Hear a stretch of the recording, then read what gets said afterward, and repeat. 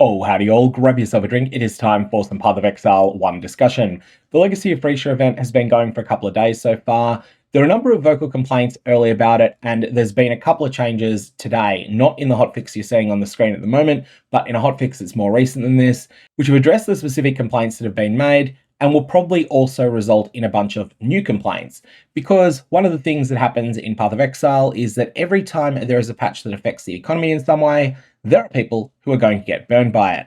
We'll come to that in a sec, but let's start with yesterday's fix. Yesterday's hotfix was related to the Refiner's Bargain unique idol.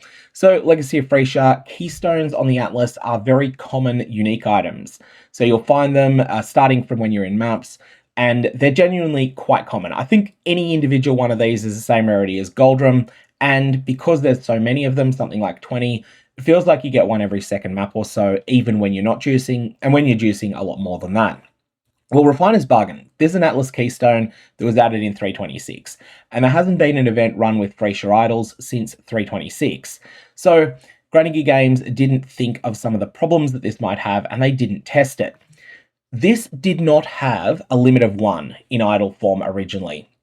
The big problem with that was that it also didn't do what it says. At least it didn't stack the way that the wording on it implies.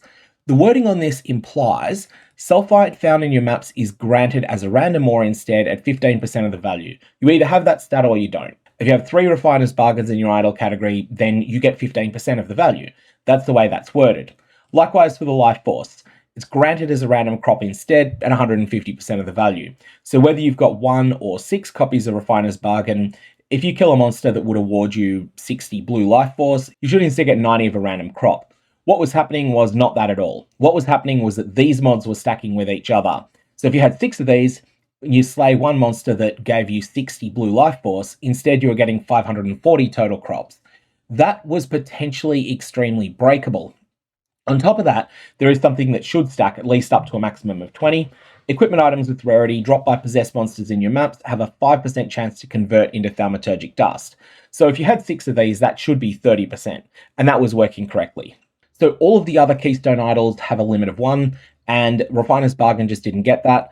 So that wouldn't have been a problem if it was only this particular line that stacked. However, every line on it stacked, and that was completely broken.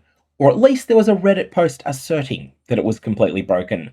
There is quite a bit of speculation that this entire Reddit post was made by someone who bought dozens of copies of this idol, then listed them for sale at a higher price, and then went and made exaggerated claims as to how broken this farm was. In any case, it was hotfixed. This was hotfixed yesterday, quite early in the day, as soon as New Zealand really got working, and it ended up being that it was unable to stack with itself at all. Both the parts of it that shouldn't stack with themselves, the ones that are just binary, you have this or you don't, and the one that mentions a probability that probably should have been able to stack with itself, they were turned off. So that was hotfix 1, that was the emergency fix. Hotfix 2 though came out today, and this had a lot more in it. So one of the complaints a lot of people had was that the enraged unique monsters were too strong. And honestly, this was fairly reasonable. These things were wrecking balls, and playing in softcore, it doesn't really matter that much. It's kind of fun to occasionally lose to a boss, but they were definitely wrecking balls. What was happening was that once the monster ticked under 50% life, it was getting 40% increased damage, 40% increased attack speed. Now, 40% increased damage is not a very significant stat for a player to get because you probably have 700% of this stat somewhere else. And so you're going from 800% base damage to 840% base damage, 5% more damage. On a monster though, they don't have very much of this stat. They either have none, or there's a map mod that's providing them maybe 30% increased.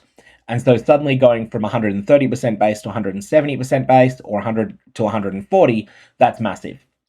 On top of that, the action speed was enormous as well, and it was applying to movement as well.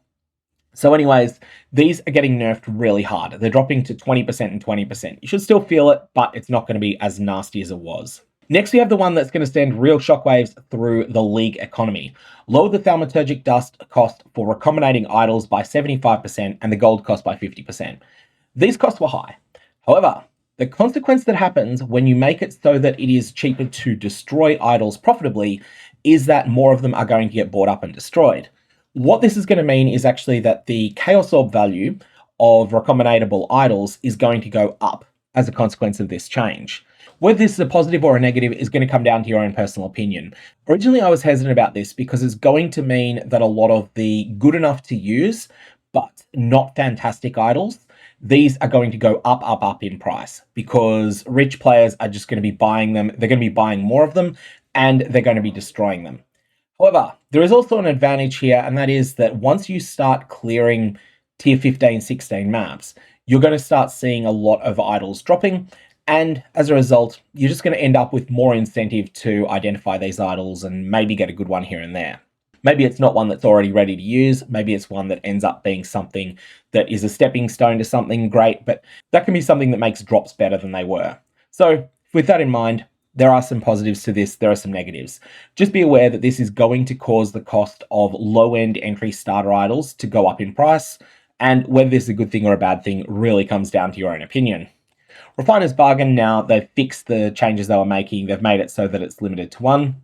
Now, there was an idle modifier that wasn't changed, and that's because Grinding Gear Games did a rework of essences. They took some of the simplification tech from POE 2 and brought it into POE 1, and that is that remnants of corruption no longer exist, they've been replaced by Varlorbs. Anyways, there's a modifier that used to exist that caused monsters that were imprisoned by essences to have a chance to contain a remnant of corruption. This was missed when they were doing a bit of a polish pass, and it's no longer going to be able to roll. Existing ones are going to cause Varlorbs to drop instead. This is not something that's going to be particularly lucrative. Those legacy idols that exist are not going to be very good. Random modifiers that replace the type of packs within a map no longer appear on unique maps or areas opened with specific map fragments. This is actually a nerf. Some of those modifiers, like areas that are inhabited by abominations, these are basically zero danger mods, and they're also something that add reward. So they're basically reward without any risk. Those are going to end up being removed from the pool, which means that if you're running, say, your Maelstrom of Chaos unique map or whatever it happens to be, you're more likely to get a genuinely dangerous mod instead. Fixed a bug where players in a party could receive rewards from a Skyfortress breach encounter without having participated. There must have been something going on here with services for this. I wasn't aware of it, so that's now been fixed. Fixed a bug where Karui Shores, Malkun, and the Eye of the Storm, and most importantly the Eye of the Storm, this is Cirrus the Awakener of Worlds, were all able to roll random map modifiers that could cause functional problems. There were a lot of complaints that the Cirrus fight was bugged, and that appears to have been the reason why. Some of the map modifiers were breaking it. And then we had a couple of things that were just funny little bugs. This one was actually the case in 3.26's Gauntlet. This was an intentional change that was made for the Gauntlet, but then it was something that was rolled back later because it wasn't intended to be outside the Gauntlet. Fixed a bug where the quest versions of the Incarnation bosses were not dropping their unique items in Phrecia. So the only way you could get those items was by killing the real version of the boss. That's now been fixed, and future boss kills will grant their normal uniques. Fix a bug where killing Cyrus while witnessed by the Maven would not count as having completed for the feared fight. So that was something that was making Cirrus even worse. On top of the fact that you could get a map modifier that was bugging him out, it's also nastier. Anyways, that's all been updated. There's a couple of client changes in this patch that will be updated the next time you log into the game, but that's mostly going to be visibility for the Refiner's Bargain, actually showing on your screen that it has a limit of one. The things that are all server enforced, they've already been updated. Those are the changes that have been taking place so far.